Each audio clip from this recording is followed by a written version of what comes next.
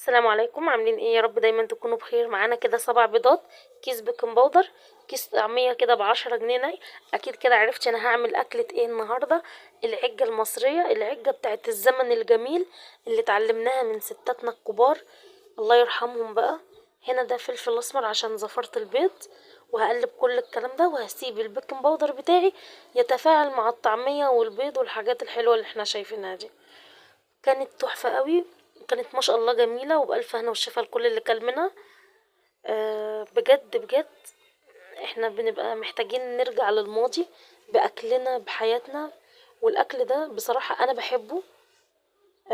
بصراحة بقى بحب العجة وبحب المسقعة، الحاجات دي أنا بحبها كده وبرتاح لها نفسيا بصراحة. دي كده كمية بصل معايا، مقطعاها تقطيع مش رفيع قوي ومش مليان قوي، تقطيع عادي. اول ما دبل كده في حبة الزيت بتوعنا، نزلت بحبة طماطم محترمين كده زي ما انت شايفة معايا. هقلبهم على النار، هسيب كل الكلام ده كده ايه يهري وينكت كده مع نفسه لما يبقى بالشكل العسل ده. التوابل بتاعتي دي ملح وفلفل اسمر وكزبرة وحبة كمون صغيرين. دي كده توابلي الحلوة الجميلة، وبألف هنا والشفا لكل اللي كل منها.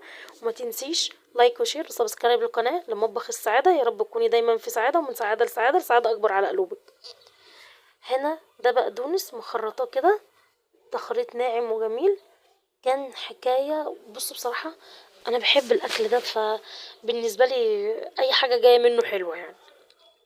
فهقلب كل الخضار ده كده مع نفسه وهسيبه يهدى، علشان اول ما انزل بالبيض والطعمية ما تمسكش فيه كده وتقفش وايه وتستوي من غير ما اعمله في الصينية.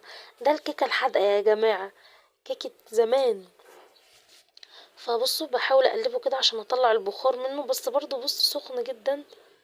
فبحاول اطلع البخار بص لحد ما برد شوية، ورحت نازلة ايه بالطعمية بالبيض بالفلفل الاسمر بكيس البيكنج باودر اللي هيرفع معايا الكيكة دي، هيخليها ايه بقى هشة كده وجميلة.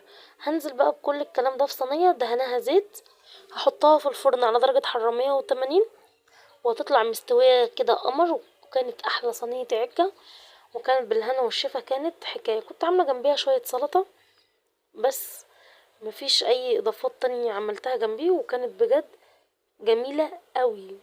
وبألف هنا والشفا، واقول لكم باي وانتظروني في فيديو جديد. مع الف سلامة.